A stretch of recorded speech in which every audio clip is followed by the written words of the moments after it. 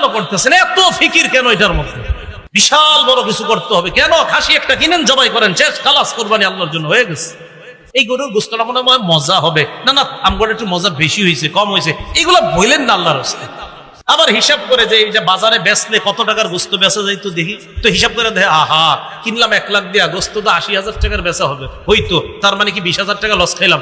আরে আশ্চর্য তো, আপনি এগুলো কি করেন? কোরবানি তো আপনি আল্লাহর জন্য করতেছেন, এত ফিকির কেন এটার মধ্যে? বিশাল বড় কিছু করতে হবে কেন? খাসি একটা কিনেন, জবাই করেন, শেষ, খালাস, কোরবানি আল্লাহর জন্য হয়ে গেছে। সবাই বলেন কোরবানি কার জন্য? আল্লাহ কিছু যদি খাইতে দেয় খাবো, আল্লাহ তৌফিকে রিজিকে রাখলে খাবো, রিজিকে না রাখলে খাবো না। আমার মাকসাদ আমি পশু জবাই করছি আল্লাহর জন্য, রিজিকে থাকলে খাবো ইনশাআল্লাহ। এটা খাওয়ার আগেও তো মরে যেতে পারি, আমি কোরবানি দেওয়ার একটু পরেও মরতে পারি গোস্ত খাওয়ার আগে। আমার মাকসাদ গোস্ত খাওয়া ছিল না, আমার রব মায়া করে গোস্ত আমারে খাওয়ায়। তিরমিজি শরীফের বর্ণনা 2382 নম্বর হাদিস, 2382 নম্বর হাদিস, উকবা ইবনে আমির থেকে বর্ণনা, তিনি বলেন আন্না শুফাই আল আসবাহি দাখাল আল মাদিনা। বিখ্যাত তাবিঈ শুফাই আল আসবাহি মদিনায় আসে, ফাইদা হুয়া বিআবি হুরায়রা, হঠাৎ মদিনায় এসে দেখে আবু হুরায়রা রাদিয়াল্লাহু তাআলা রাসূলের সাহাবী, তিনি হাদিস পড়াচ্ছেন। ইজতামা আলাইহিন নাস, মানুষ তাকে চারদিক থেকে ঘেরাও করে আসে। তিনি মানুষকে প্রশ্ন করলেন এটা কে? ফাকালু আবু হুরায়রা, চিনো না এটা আবু হুরায়রা রাসূলের সাহাবী, ইউহাদ্দিসুন নাস, তিনি মানুষকে হাদিস পড়াচ্ছেন। শুফাই আল আসবাহি রাহমাতুল্লাহ বলেন ফাদানাউতু মিনহু, আমি তার কাছে গেলাম, তার কাছে গিয়ে ক্বাআতু বাইনা ইয়াদাইহি, কাছাকাছি বসলাম। ফালাম্মা সাকাতা ওয়া খালা, হাদিস পড়ানো যখন শেষ করলেন এবং যখন তিনি একাকী হলেন, আমি তার কাছে গেলাম, গিয়ে বললাম আপনার একটা কথা বলতে আসছি। আবু হুরায়রা রাদিয়াল্লাহু তাআলা আনহু বললেন কি কথা বলো? তো বললেন আনশুদুকা বিহাক্কিন ওয়া বিহাক্কিন লাম্মা হাদ্দাসতানি হাদিসান আর রাসূলিল্লাহি সাল্লাল্লাহু আলাইহি সাল্লাম, হাদিসান সামি'তাহু মির রাসূলিল্লাহি সাল্লাল্লাহু আলাইহি সাল্লাম আকালতাহু ওয়া আলিমতাহু। আপনাকে আমি শপথ দিয়ে একটা কথা বলি, আপনি আমারে এমন একটা হাদিস শোনান যে হাদিসটা নবীর থেকে শুনছেন, বুঝছেন, জানছেন। কি সুন্দর কথা, যে হাদিসটা নিজে বুঝছেন, জানছেন, ভালোভাবে শুনছেন, এমন একটা হাদিস শোনান। আবু হুরায়রা রাদিয়াল্লাহু তাআলা আনহু বললেন আফআলু, তুমি যেটা বলছো আমি এটা করছি, এখন দাঁড়াও। লা উহাদ্দিসান্নাকা হাদিসান হাদাসানিহি রাসূলুল্লাহ সাল্লাল্লাহু আলাইহি ওয়াসাল্লাম, আমি তোমাকে এখন রাসূলের একটা হাদিস শোনাবো, যে হাদিসটা নবী আমাকে শুনিয়েছেন, এমন একটা হাদিস আমি তোমাকে শোনাবো।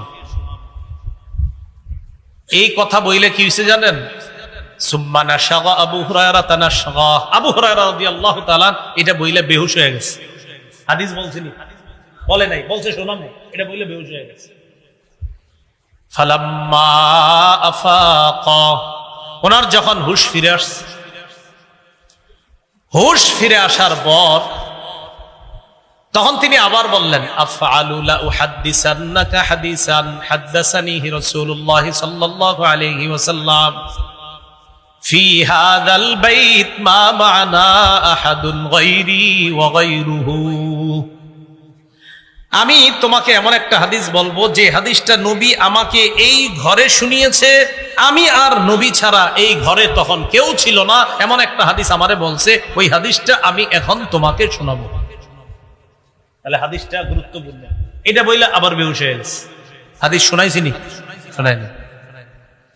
ফালাম্মা আফাকা, আবার যখন হুশ ফিরে আসছে, ফাকালা আবু হুরায়রা রাদিয়াল্লাহু তাআলা আনহু, আবু হুরায়রা রাদিয়াল্লাহু তাআলা আনহু বললেন লা উহাদ্দিসান্নাকা হাদিসান হাদাসানিহি রাসূলুল্লাহ সাল্লাল্লাহু আলাইহি ওয়াসাল্লাম আনা ওয়া হুয়া ফি হাযাল বাইত মা মা'না আহাদুন গায়রি ওয়া গায়রুহু, আমি তোমাকে এমন একটা হাদিস শোনাবো যে হাদিসটা আল্লাহ নবী আমাকে এই ঘরের মধ্যে বলছে, আমি আর নবী ছাড়া কেউ ছিল না। সুম্মা নাশাগা আবু হুরায়রা নাশগাতান উখরা, আবার বেহুশ হয়ে গেছে। কয়বার? ফালাম্মা আফাকা, আবার হুশ ফিরে আসছে। হুশ ফিরে আসার পর শুফাই আল আসবাহি বললেন হাদিসনি হাদিসা, এমন একটা হাদিস বলেন যে হাদিসটা আপনি শুনেছেন, বুঝেছেন, জেনেছেন।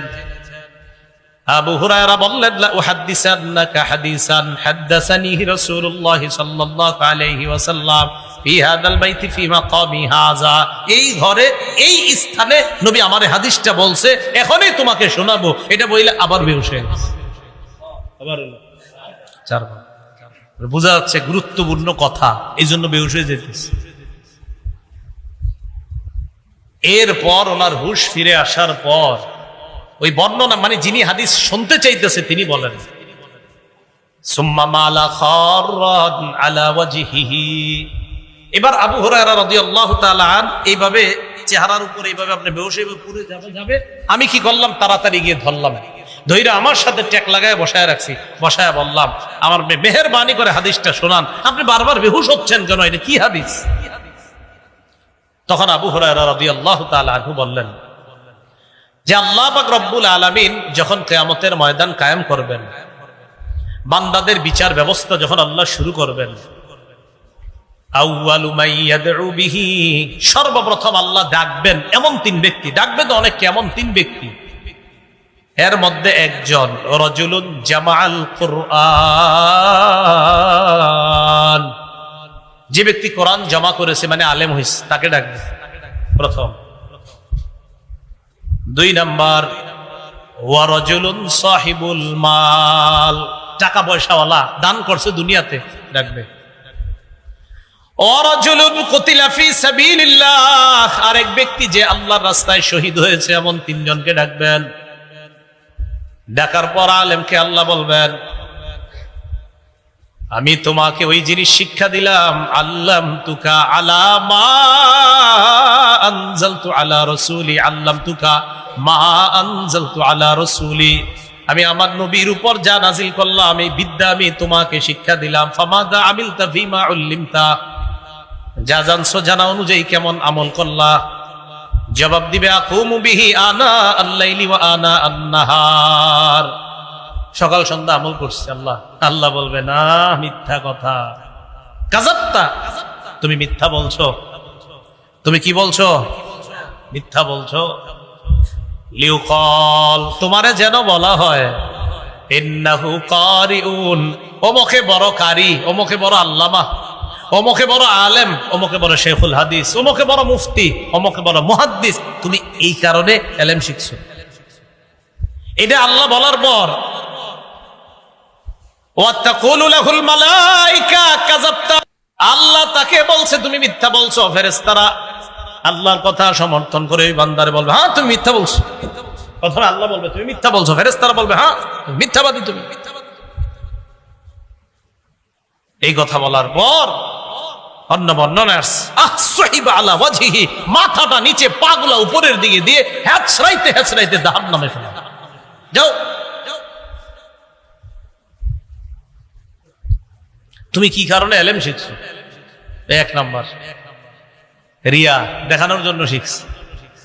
দুই নাম্বার সম্পদ ওয়ালারে ডাকবে, কেন দান সম্পদ ওয়ালারে ডাকে বলবে, তোমারে সম্পদ দিয়েছিলাম আমি, কি করছো? আলাম ওয়াসি আলাইকা, আমি কি তোমাকে সম্পদশালী করি নাই?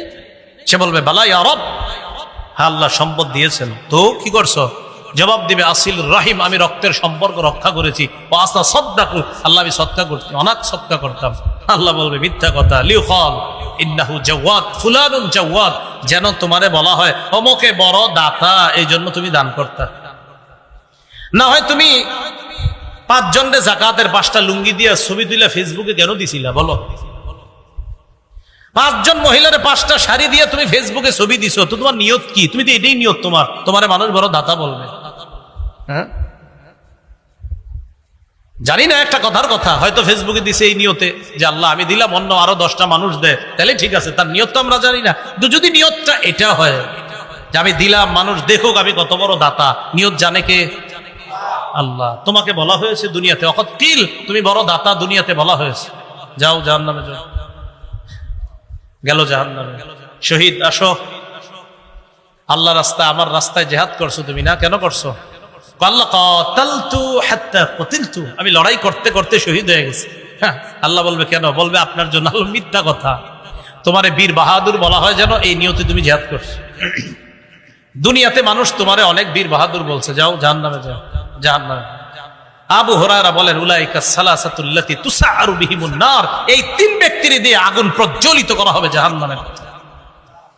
কেন বলেন তো? এলেম শিখছে, জিহাদ করছে আল্লাহর জন্য না দেখানোর জন্য? 4 নাম্বার কোরবানি, এটা ইবাদত। এই ইবাদত আল্লাহর জন্য করা, দেখানোর জন্য না করা।